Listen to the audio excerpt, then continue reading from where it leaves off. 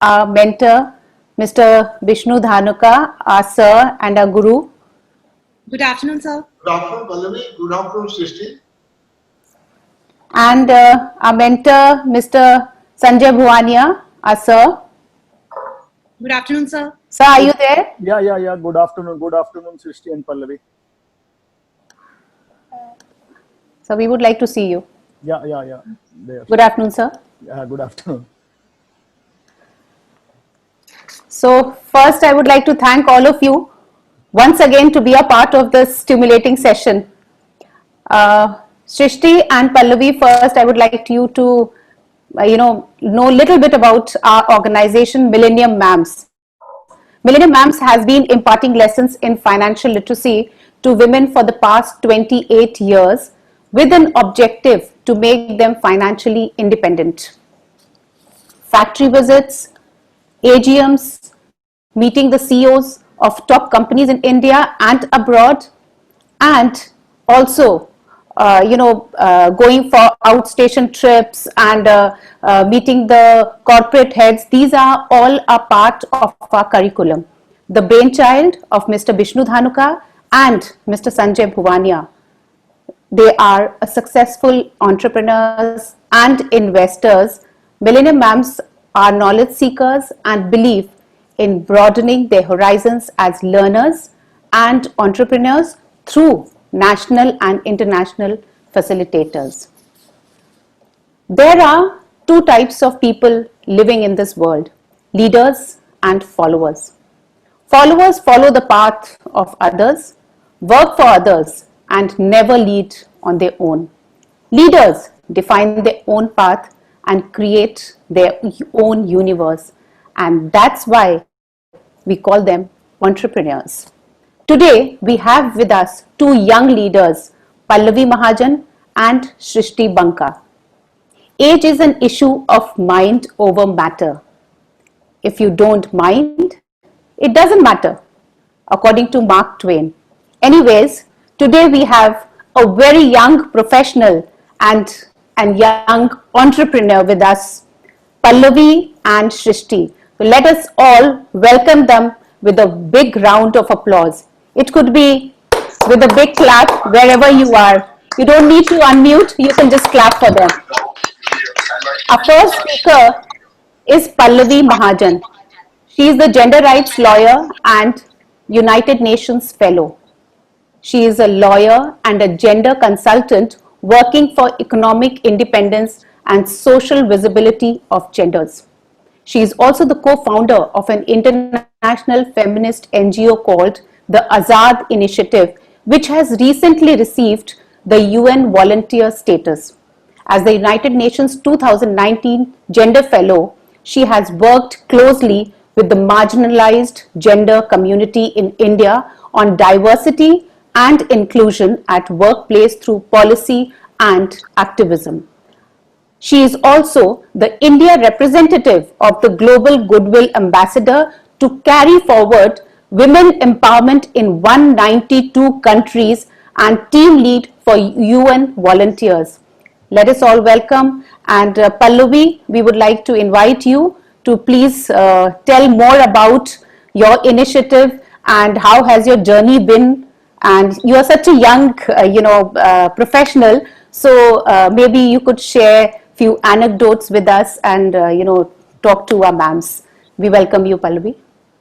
Thank you so much. Good afternoon, everyone. And I hope everybody is doing well and being healthy. Thank you, Rashna, for the wholesome introduction. And it is a great opportunity and privilege to interact with the diverse cohort and discuss the impact of COVID-19 on gendered minorities, something which the policy makers always miss when they deal with pandemics throughout the globe. Welcome you, Srishti. Thank you so much. Thank you for having me. Yeah. So our second speaker, Srishti Banka. The highest, according to her, the highest ambitions are achieved when you work towards your dream without the fear of failing. Right, Srishti? Am I right? Yes, I absolutely agree with that. And Srishti is a role model for so many young entrepreneurs. One can clearly see her zeal and ambition with this long list of qualifications.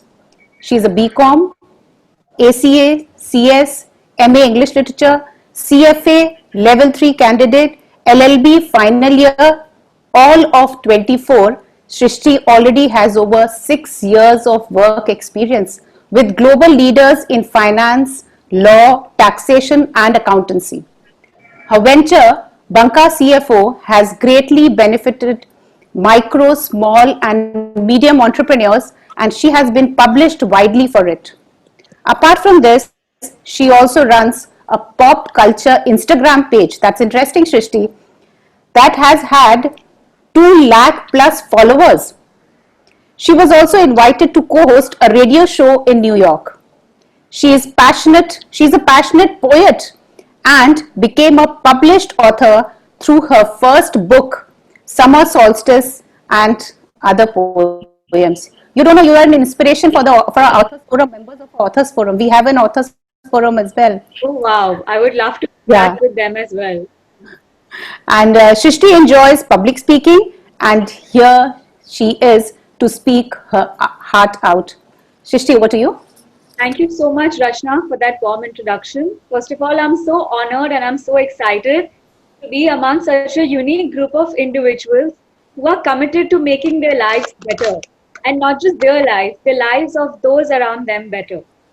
So as I was reading the website of Millennium Mams, I saw that all of y'all believe in a philosophy of enhancing your financial literacy. Is that right? Yeah, yeah. So at Banca CFO, which is my organization, we've tied up with one of India's leading NGO to enhance financial literacy of the employees of the NGO. So clearly I can see how the ideologies of Millennium Mams and all of us at my organization are quite similar, which is why I'm very happy to be here. So like Rachna rightly said, that after finishing all of my education, I decided that I have got sufficient work experience and I decided to venture out and pursue my professional dreams of being an entrepreneur. So let me jump right in and talk to you all about entrepreneurship and how one can approach the same. Right? So the first and the foremost fundamental of entrepreneurship is that you must start as small as you can. Okay. Without making a big jump right into entrepreneurship, test out your market first. Identify the problem that you are looking to solve and test it out to a small group of individuals. Don't put all of your investments into it. Start out with a small investment, whether it's a product or a service. Test that out first. When you notice that that is working for you, that is when you have to expand. The second and the most important thing when we talk about entrepreneurship is that when you are unsure of your product or your service or your market, always bootstrap, right? It's always easy to convince yourself of your idea because you believe in it rather than convincing anyone else outside. You wouldn't have to convince an investor or a financial institution or a bank about your idea if you bootstrap. The second and the most important thing would be to bootstrap your business. Next comes, where do you see yourself? I would like to make this session as interactive as possible. I know that there's a short Q&A which is session for later. Right, but right. Throughout this session, I would want all of y'all to maybe put in your answers to whatever questions I ask in the chat box, and I can pick out some of your answers. So I'm sure that during our phase of entrepreneurship, we always wonder that where do I see myself? Does that question ever pop up in your head that, oh, I see myself having X number of clients by the end of 1 year. I see myself crossing a turnover of $100 million by 2022, right? These are broad goals which are important for us. These broad goals help us reach our wider mission, but at the same time, it's very important to break down these goals into smaller goals. Plan it out in a monthly basis or plan it out biannually or quarterly. Think that this particular month, I want to land at least 4 clients. You always have to ensure as an entrepreneur that whatever vision you have, that is broken down into smaller goals and smaller missions. At the same time, what is really important is that these goals should be realistic in nature. So that is the first and the foremost thing, that please Right. put out your goals, missions in a realistic manner and make them short term along with making long term. Now I want to ask you all a question and I want you all to put in the chat boxes. What do you all think are some of the key abilities that help a woman be a good leader? And let me tell you, according to Harvard Business Review, women are rated much better leaders. They have much more leadership capabilities than men. So I want you all to put in your answers and let's compare that with what the research says.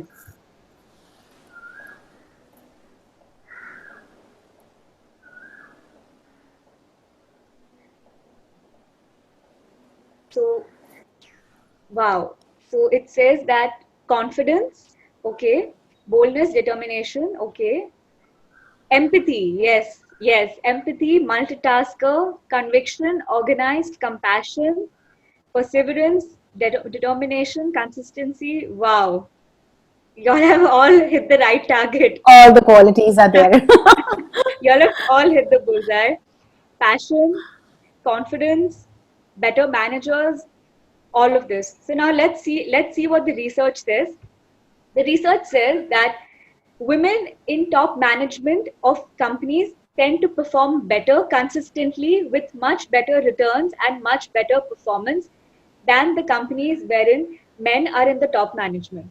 Now, what are some of these key abilities that help women stand out?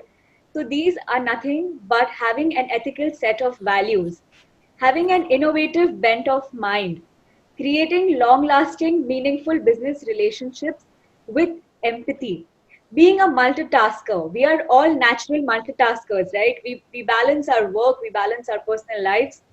So these are all of the qualities that have been published in the research. As a women, we not only have to handle the idea generation, but we also have to handle the execution. Now, I would like to talk about that what are some of the challenges that we as women face in our journey of entrepreneurship. So first and foremost, if you see that there aren't much women mentors or women role models who are available to mentor or to guide in the top Fortune 500 companies, which is why I really commend Millennium Mams for this initiative to make sure that women are training each other, women are learning from each other.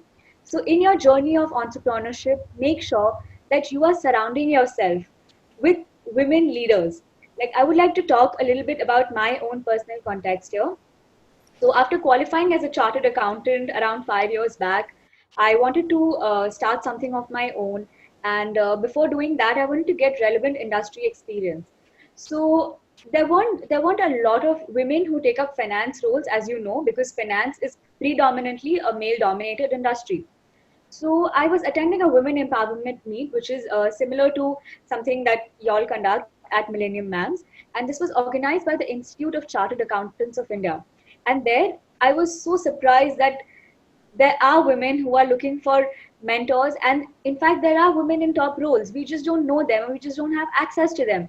I happened to meet two wonderful women who were CEOs and CFOs of their respective financial banks and their respective manufacturing industries. I spoke to them. I told them about my ideas. They were happy to mentor me and they were happy to brainstorm their ideas. So that was the very first step to my journey in entrepreneurship, by meeting women who were like-minded in my career, by exchanging my ideas and validating my ideas with them. So that is very important. Surround yourself with like-minded women. The next and the most important challenge for us is availability of funds, lack of funds to support our entrepreneurial journey. I will come to this in a few minutes, that how we can, what are some of the strategies by which we can save up and we can pursue our entrepreneurial journey, and what are some of the ways that we can manage our money better that will help us put that saving aside and put it in our dream goals. Also, another thing that we face is lack of good talent and lack of professional staff. We as women, we always wonder, and we are not the first ones to initiate a conversation. If we are in a room full of speakers, we always wait for somebody to come and talk to us. We must change this. We need to get out of our comfort zone and we need to be the first ones who go out and network. Trust me, most of the times your simplest barriers and all your false walls will go down by simply initiating conversation and saying, "Hi, how are you doing today? Hi, I really admire what you are doing." Or just a simple greeting, "Good evening, good morning. I would like to know more about what you do." So this is how we can network with other talented people, and this is how we can create a pool of talented individuals that can help us later in our entrepreneurial journey. We know that a particular person is known for a certain talent like marketing or digital marketing, or maybe they're known as a good executor or they're good operational manager. This will help us later in our journey when we are looking for the right talent. So it's always good to network, right? So these are some of the challenges that we face very often in our journey. Now, coming to the topic that I said, that how can we manage our money better, and what is the key fundamental of managing your money. So here I would like to ask all of y'all, since y'all are all primarily into investing in equity markets, what is the first and fundamental rule of investments? Can you guys just give me some answers, that what drives investments?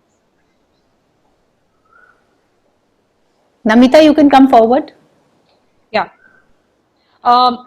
We all follow the tenets of Warren Buffett. And of course, the primary thing that our sirs have also taught us and we have seen is to look at the management. There is no substitute for good management when you look at it, equity. The takeoff point for us when we look at investing in a particular stock or in a particular company. Correct. Correct, Namita. So you're right that you have to make sound investments and you have to look at the past performance. You have to look, basically management, you're talking about good corporate governance, right? Yeah. Yes. So that is essentially one of the best way of investment. Also, another very important thing is that you must always diversify your investments, right? Don't put all your eggs in one basket. How will you ensure that you have covered the market risk? By diversification. So very often we tend to overlook the traditional ways of investment, like investment in a life insurance corporate, like one of the schemes of LIC, or investment in the post office savings account, or even investment in PPF. These are some of the ways that ensure that we get a steady return, along with it is completely safe. Our investment is not exposed to a lot of risk.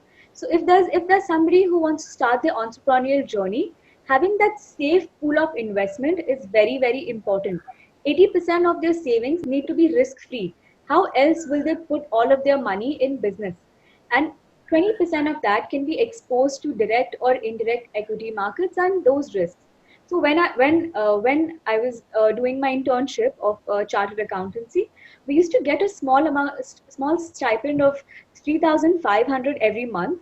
So over a period of 5 to 6 months, I accumulated a decent sum, and I thought that, okay, now I can maybe invest my money in something and help it grow. So I asked my father that, do you know anything of how I can invest and how I can grow my money? So he said that, no, let's do one thing. The next 6 months, you take the sum of money, invest it, and I want you to make sure that it grows by at least 1.5 times. Your money should grow at least 1.5 times. And I won't tell you anything about investment. You have to learn that on your own. This is when I picked up some of the very, very key fundamentals of investment, that you have to always diversify your risk. Don't put all your eggs in one basket. Try to explore everything out there. For me, the biggest eye opener was SIPs, right? How many of y'all invest in SIPs? Systematic investment plans. Most of us are, we actually, our organization and our mentors, they teach us how to invest in equity markets. So we invest directly into equity, most of us. Wow. Yeah, So I y'all are invest all in risk SIPs. takers. So y'all are all Yeah, risk yeah. takers. Y'all are all natural There entrepreneurs. are people who go through SIPs, Yeah. definitely. But most of us, because our teaching is revolves around, like, investments in equity markets. Right, wonderful. So SIP is like an indirect form of investing, and you can just put aside a certain amount of money every month, and that will help you meet your end goal. So these Mhm. are some of the key strategies that I learned, that how I can make sure that I'm able to meet my end goals and put aside a certain amount of money that I need as per my requirements. So having said that, I want to now talk about what does women entrepreneurship look like post COVID-19, right? We've all seen a lot in the news that there have been job cuts, there have been pay cuts. So what is the scope and what is the room for women entrepreneurship post COVID-19? So first and foremost, if you are a woman entrepreneur at present, what you need to do is that you need to assess all your expenditure. Your discretionary expenses have to be cut down a lot. You need to sit and plan out your expenses and your budget of what it will look like for the next 6 months. Because the next 6 months are very crucial for all entrepreneurs to put their businesses back on track. And this sort of whole disruption that has happened, that will easily take that much period to sort itself out. So that is one thing. Another thing that we learned in this whole COVID-19 situation is that businesses that were technology enabled, businesses that had a strong technology backing, faced the least amount of disruption and their operations could continue. So we as women, we have to realize that AI, artificial intelligence, is the future and technology is the future. We have to start and we have to come up with ways of starting our businesses, or if we have businesses, we have to integrate AI, artificial intelligence, technology, robotics, and data analytics in our businesses, because that is the future. Now, how can we integrate this? This can be done through continued professional education and continued growth. The I would encourage and I would request Millennium Mams to conduct a lot more seminars on AI and on technology, because that is the future, and it would be great if Yeah. all of y'all could be made aware a lot more about technology. Mhm. So that is one thing. Another thing is that this whole journey of women from homemakers to entrepreneurs has not been easy. So we must all endeavor to support one another, to support the cause of women entrepreneurship, because when a woman prospers, it is not just for herself, it's for her entire family.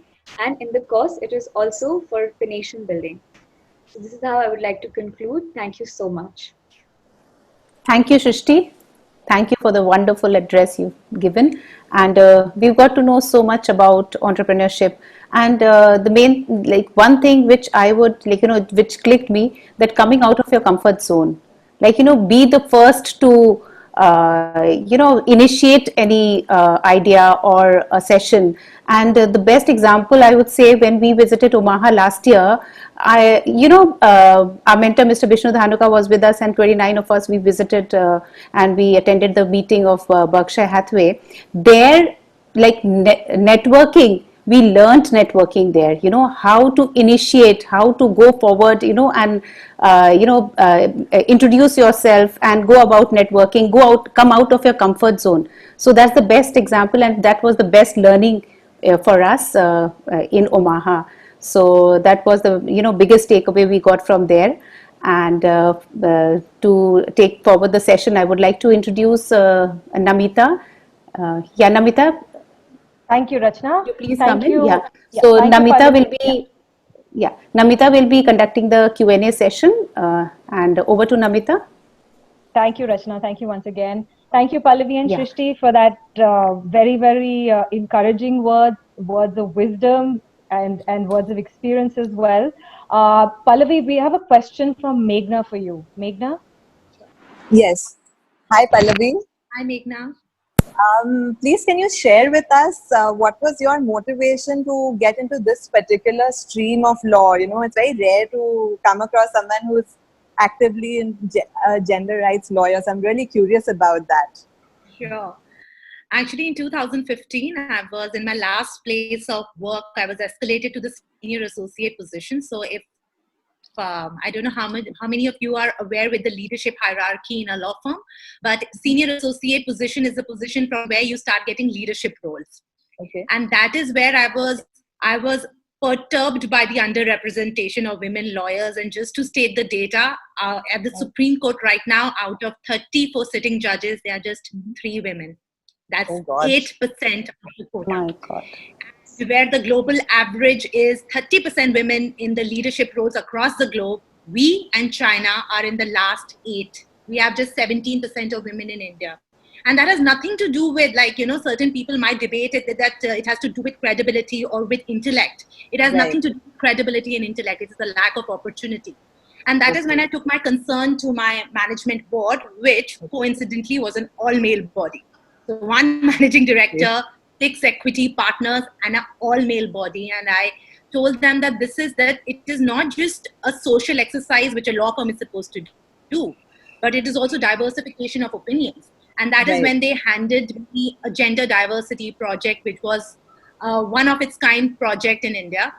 So it was a 6-month-long longitudinal study, and I also took up a certificate course on gender and sexuality from University of Pittsburgh, interacted with global law firms, talked to gender expert, HR policy makers, and we were able to submit 40 recommendations to my law firm, and 85% of those recommendations were taken into action, and in 2 years, the leadership position for women increased by 8%. And there was a 33% hike in the happiness index. And then this project was quoted by Rainmaker. For those who are unaware, Rainmaker is like what Niti Aayog is to the policymakers. Rainmaker is to the legal industry. And it was ratified by 10 plus law firms in the country. So that was my catalyst. Fantastic. I'm sure your mentors also tell you that you always have to find that one mission in your life that somebody. This morning we were speaking about and that keeps telling us about purpose of life this morning. So so for me it's gender advocacy. Like you could wake me up at 3 o'clock in the morning and tell me to draft a policy paper. I would happily do it. So this gives me innate happiness. That's fantastic, and more power to you. Thank you. Thank you so much. Thank you. Pallavi, there's another question for you from Jyoti. Yeah. Hi Pallavi, this is Jyoti Barlia here. Hi Jyoti. My question is regarding, equal pay for equal work. We keep on hearing this, and we even have, law for this, like as it says in Code of Wages of 2019, I'm sorry. But still, we hear about, female workers getting low paychecks. So how do you think law can be, amended or help female workers? So that's a very interesting question, Jyoti. And first, for that, we have to understand that law is not a section of black and white. Like law keeps advancing itself as the society changes. There is a part in law which is called the general conscience of people. So law also keeps advancing. There is right to equality. Article 14 of the Constitution, the basic foundation of a constitution, says there is equality of opportunity. But having said that, there is a massive gap in the gender, in the pay packs, in between genders. And why just women? We have not even considered LGBTQIA right now, which are nowhere near the spectrum. So for that, a lot of advancement from women is required. Like how the Me Too campaign came into being. We all knew there was sexual harassment at workplace, but it took one voice to come out and say enough is enough. I am not going to fall out for this. Similarly, at workplace, we are a generation of people, you and I, where we are setting the stone forward for equal pay for our generations to come. So just to voice out that I require this much of amount because I am doing equitable work as a male counterpart, that kind of voice is required. As far as law is concerned, law is equal. But we all know that execution of law and placement of law are two different things. And private sector is private sector. There is a concept in private sector called confidentiality issues, in which they do not have the onus or the locus to share bonuses with everybody, and that is where the gender pay gap actually comes. Basically, they don't make a difference, but it's the bonus that creates the entire havoc. But for that, what is required are that we are acing the jobs that we are doing, and we are voicing out our concerns to the top management and not getting deterred. It will take a little bit of more time. 2030 is the time that we have promised to the United Nations that India will achieve SDG 5, which is Sustainable Development Goal number 5 of gender parity. And 2022, we are 75 years into India's independence. And one of our goals is also gender equality. So let's just aim with the right voices, the right leadership, we are able to advance gender parity in paychecks also. So basically, women need to voice out more, isn't it? Absolutely. Make the most of those voices. Thank you. Preeti in, she has a question for Shrishti. Hi Shrishti. Shrishti, you specialize in startups and SMEs. So how do you think the Indian startups would fare post COVID-19? And also, do you think the Indian government needs to relax the compliances which the SMEs and startup have to follow in India to give them a boost? Yeah, that's a very good question, Preeti. So I'm going to address your first question first, the first half of it, that how Indian startups are going to fare after COVID-19. So I would say that the startups which are technology driven will hardly have any impact, but the startups that were just in the phase of early growth phase, or that were just setting off, they will face a huge amount of setback in terms of funding.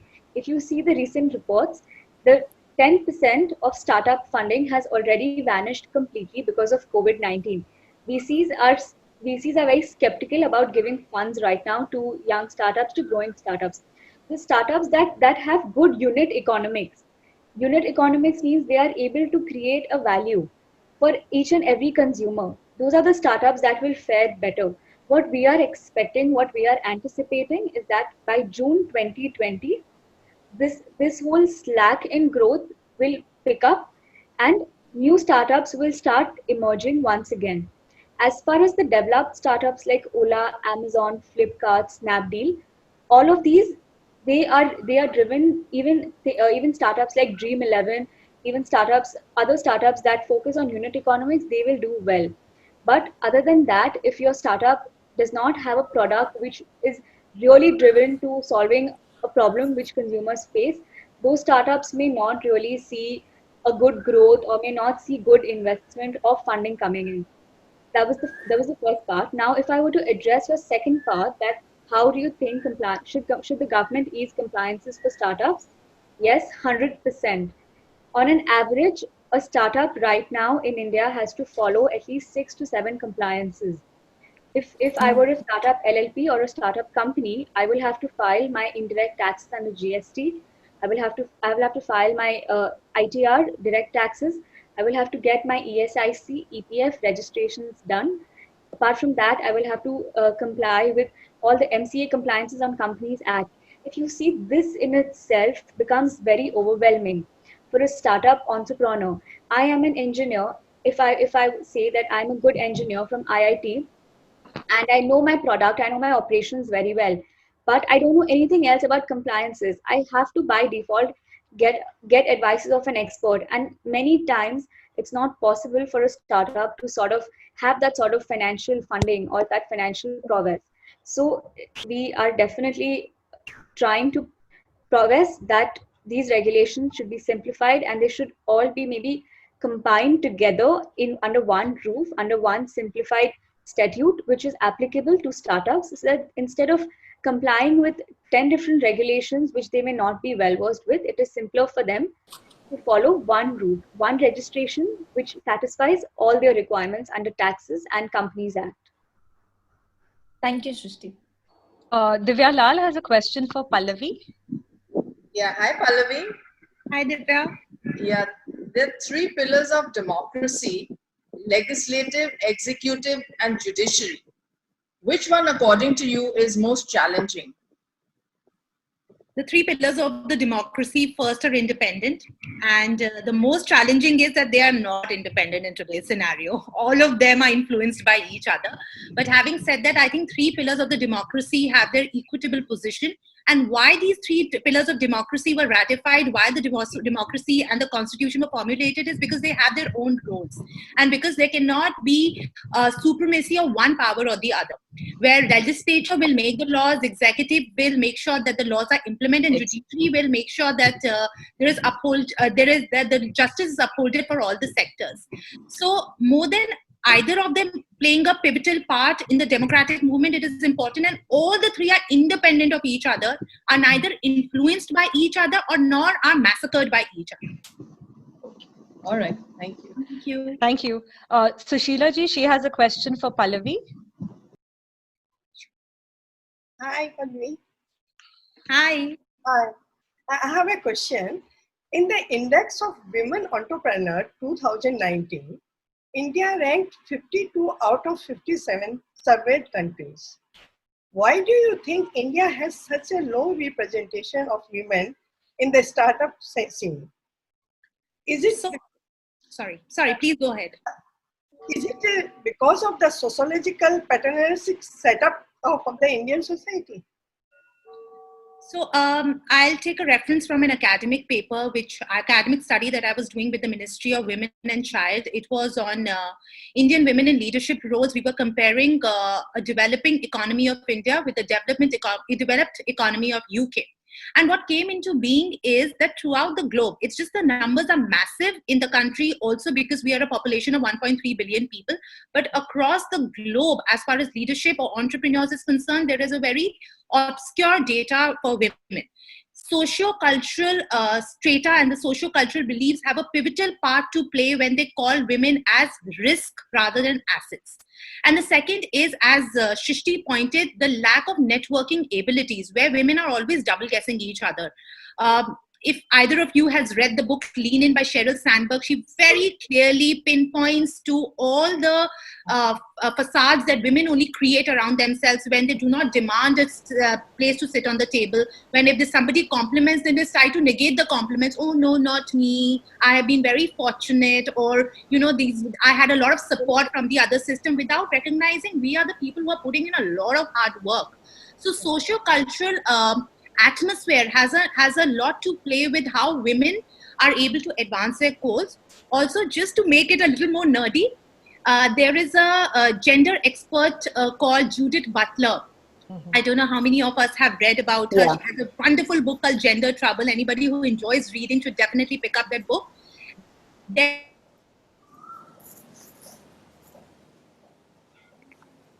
is a 32 expectation result in how far success and professional growth can be ratified to a person. So say if my employer has gender skewed expectations from me because I'm a woman, my career graph, my employment graph, or my graph as an entrepreneur will be very skewed.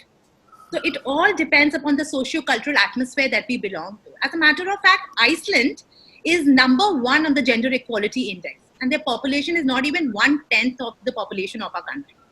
So that is just because it's a socialist country where women enjoy equal status as men. So a lot to do with socio-cultural atmosphere. I would like to add something here, Pallavi. Sure. So if you know, even in Northeast India, in states of Meghalaya and in places like Shillong, the culture there is that the women are the bread earners for the family. Yes. And a very interesting fact about the Northeast states is that after getting married, rather than a woman going to her husband's house, it's the other way around. It's a matriarchal society. Yeah. Yes, exactly. So there are places in India as well that have managed to achieve that gender parity, but just that I think it's about the mindset above all. Absolutely. Thank you. I'd like to bring Sirisha in. She has a question for you, Shrishti. Okay. Hi. Hi, Srishti, it's Sirisha here. Hi. My question is that when you start out as an entrepreneur, how important is hand-holding from an experienced person? And do you keep a partner who has a previous person, or how long do you, how important is hand-holding? That was, yeah. Okay. Sure. Thank you, Siri, for your question. It's actually a very good question. And if you know that in India, we have several incubation centers, right? So if I were to explain to you all what is an incubation center in India, one of the very good recognized and well-renowned incubation center is that of an Atal Incubation Center, and I had the chance to work with them closely for some of their startups. So now what an incubation center does is that it will essentially adopt a startup. If you have a startup which is maybe 3 to 4 months and you have clearly established the problem that you are looking to solve, and there is a need amongst the consumers to solve that sort of problem, then the incubation center will assess you and it will adopt you. That the whole idea of this incubation center is to handle. They not only teach you the basics of your business, they will teach you about finances, what a business model is, what business model works for you. They will also connect you with mentors and successful entrepreneurs in your field.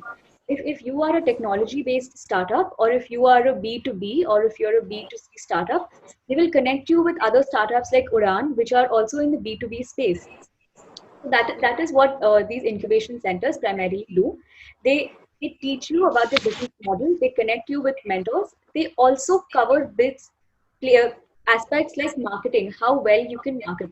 So think of all the aspects in your business, right from handling your finances, doing your marketing, testing out your product. All of that is taken care of by incubation centers. So it is. I think in the early phases, if one cannot maybe so how these incubation centers work is that there is a small nominal amount of fees that goes to them, so that you can be a part of their whole ecosystem, because they will adopt you and they will also make you meet other 50 startups like them. If that is suppose not possible for you, if you are from a place wherein that incubation center is not accessible, then it is definitely required that you reach out to your professional networks and try to find a mentor who is in that space. Because in the initial 1 to 1.5 years of your starting, handholding is extremely important. It can either put you in the right direction or it can completely derail you. It's important to find a good mentor. I think luckily we are blessed that we are from Mumbai, Kolkata, wherein the access to professional opportunities is unlimited. There is no Absolutely. stoppage. So I hope that answers your... Yes, absolutely. Thank you, Srishti. Thank you. Okay, I'd like to bring Swati in. She has a question for Pallavi. Hi, Pallavi. Pallavi, I have 2 children. My daughter is 9 years old and my son is 3.5 years old. As a parent, I would like to know whether a co-educational environment or a single gender education at the primary level is... Wow. So I come from a co-educational institute, and also I like to answer this question from the perspective of comprehensive sexuality education. I am also a CSE trainer, which is quite similar to the sex education programs, but comprehensive sexuality education has been ratified by the United Nations. So it is co-education helps the child understand the different genders that are available and does not make the child focus on the supremacy of that one gender. So while a child interacts with a woman, with a girl child from a very young age, he understands that maybe there is difference of opinion, and a girl will also be a little more proactive in advancing her opinions. Diversification of opinions is always good for a good society to culminate. Similarly, a co-educational institute can also foster the values of healthy competition amongst the genders and lack of awkwardness of genders when they reach puberty. So these kind of value systems are very necessary for bringing into action comprehensive education. And I am a votary of co-educational institutes. Only thing is, yes, one has to be very vigilant as to what education and what knowledge is interfaced to children at what age. And that is why CSE programs are also sanctioned from age 6 to 8. There is a particular curriculum.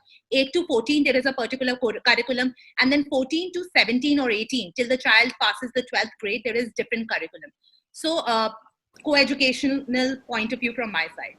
Okay, thank you. Thank you. Srinidhi, you have a question for Pallavi? Hi, Pallavi. Hi, Srinidhi.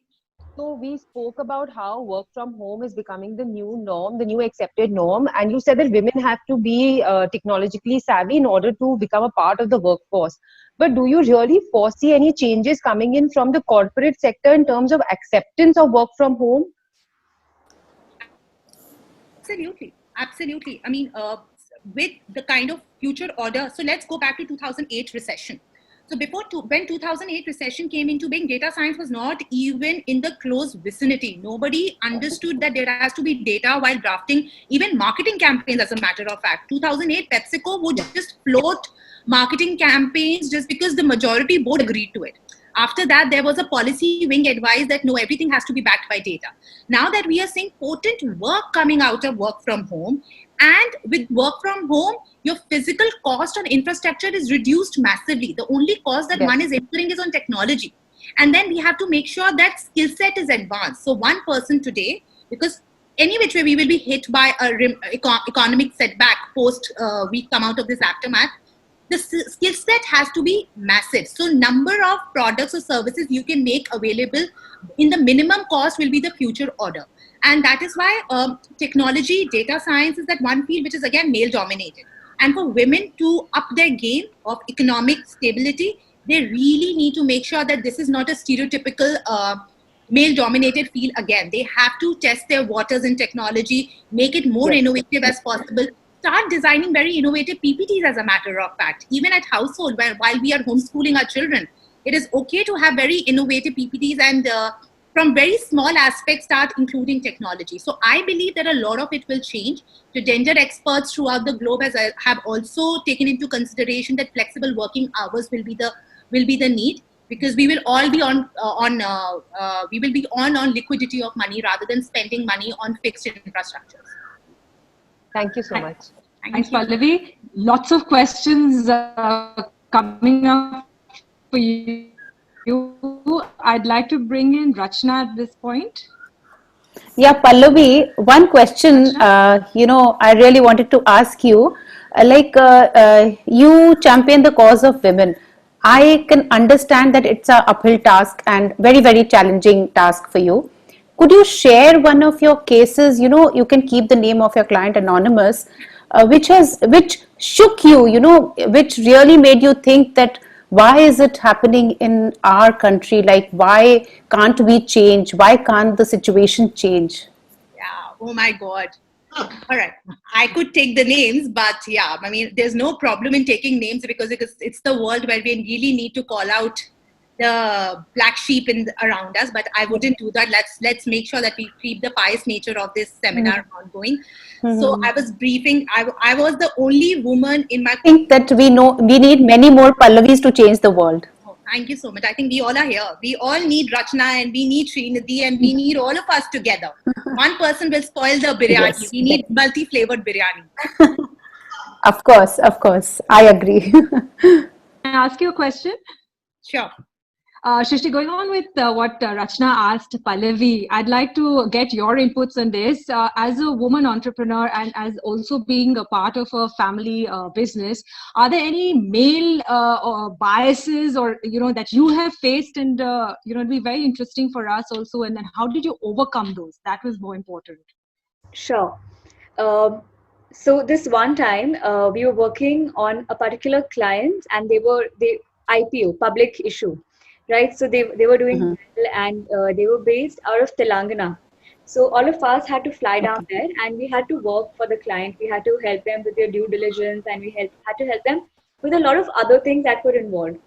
So this was like a huge boardroom filled with about 30 people, and none of them spoke English or Hindi. They only spoke their language, that was Telugu.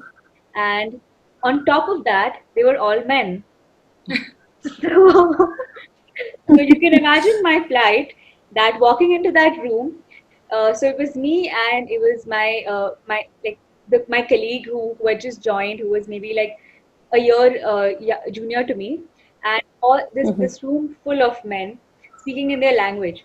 So at that point of time, I realized that Shrishti, you either have to step up, or it's like a one-way door. You either step up or they will never listen to you. They will just take whatever you say for granted, and this issue may get delayed. Your work will get delayed. We only had a time frame of about 7 days to finish everything, to get everything in order, and to go back home to Mumbai. So I stepped up to the situation. I spoke. I broke down into their words in English, in whatever little Hindi they could understand. Got all the documents in order. Made sure that they are listening to me. So much so that particular company secretary came and he told me that, "Madam, we really appreciate what you are doing. I have never seen anyone," this is in his tone, in his accent, "we've never seen anyone speak and get work done the way you are getting it done. We really appreciate what you are doing for us." So that was a moment that I realized that these constructs that are there around us, they are simply like Pallavi said, right? Lean in, Sheryl Sandberg. That's what she says, that these constructs are only around us. The moment we stop thinking that, I'm not capable of the task, or there are other entrepreneurs who are only male and I'm the only female, that's when you start to pull yourself down.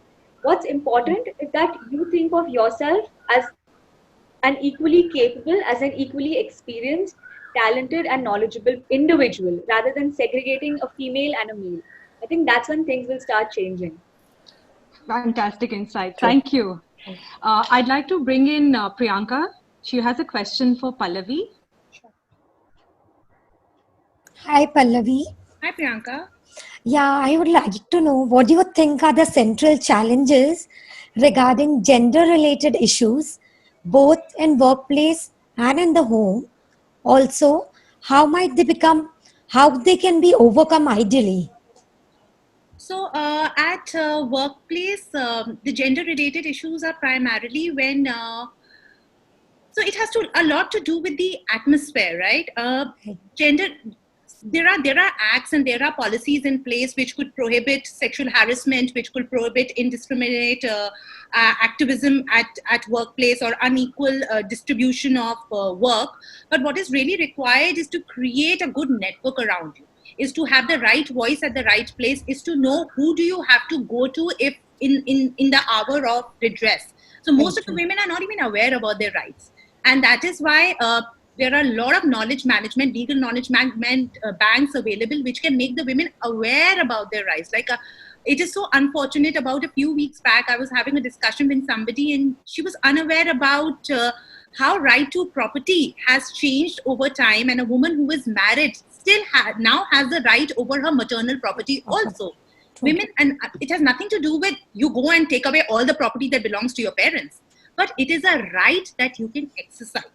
Similarly, at work, even a sexual innuendo of somebody calling you hot can result as sexual harassment. Rather to negate it and believe, oh, this is the need, or this is how things are today, it is okay to call out the vices. Now, coming back to home, that is a very tricky and a very volatile ground for practicing gender advocacy, is because the care labor that is at home is the most unpaid work ever. Like nobody recognizes the work the mother does in raising the child. Nobody recognizes that even if a woman has to manage the staff at home, she might have help. Absolutely. But management of that staff requires work. She is not dilly-dallying the entire day and singing songs in the heavens. She is doing core work. And for that is discussion. See, the household environment, the law cannot get inside your house and your bedroom. What is required is unconscious gender practice there. Making sure that our children do not learn gender stereotypical roles. Make sure that our partners are involved on a Sunday cooking meals with them. Make sure menstruation is not a taboo topic to discuss.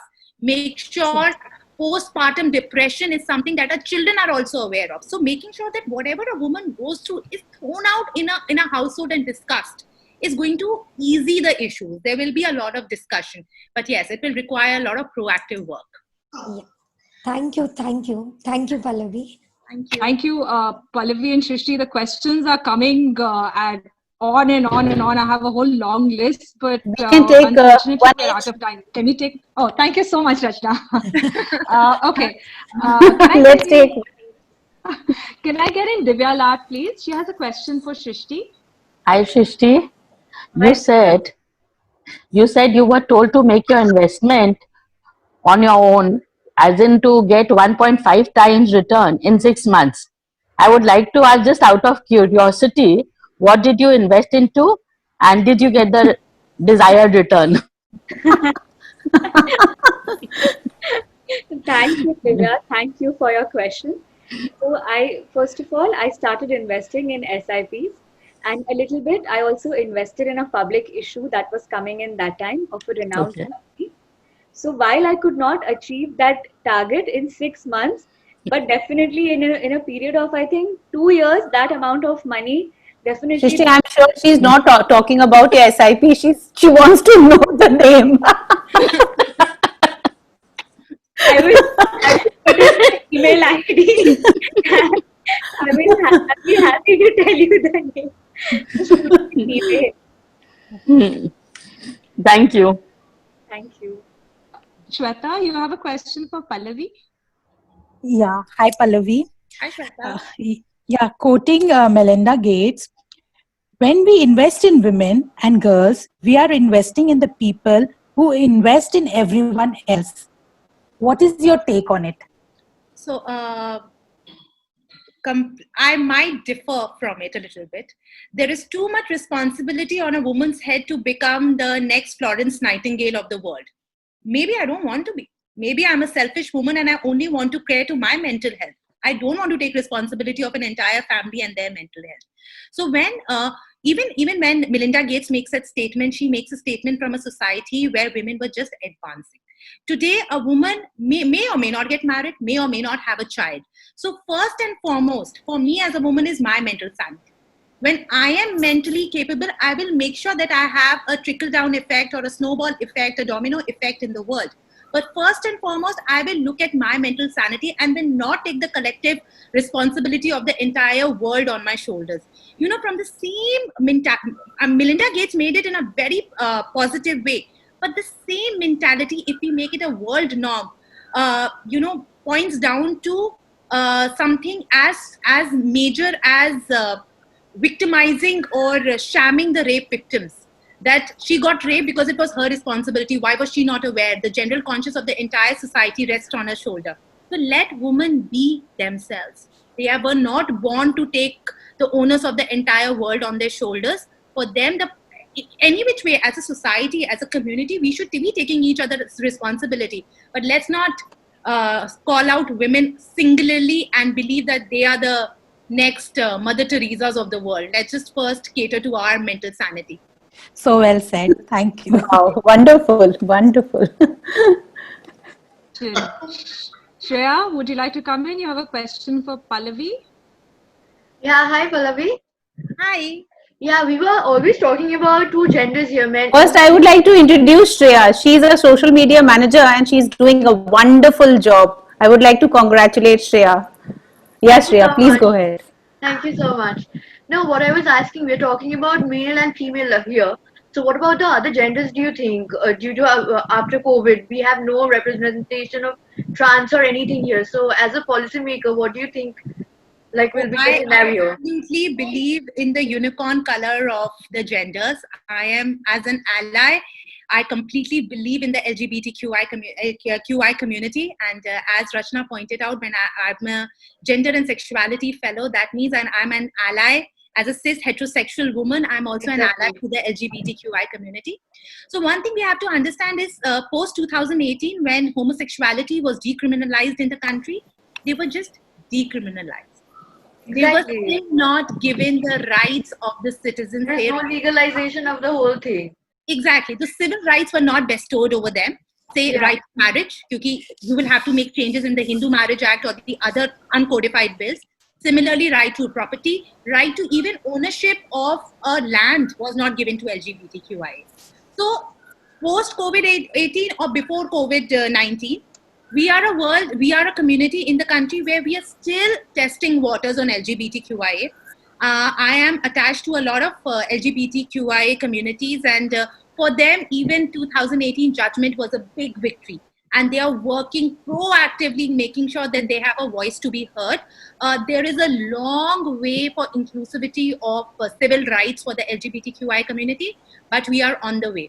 So we will require more allies actually for heterosexual community to come out in support of the LGBTQI community and to just be okay with people dressing up in the way they like and people advocating the views in the way they like. Because until and unless they are not hampering your and my right, they're fine, right? I mean, that would never be a problem. Hate is where the problem starts. Thank you so much.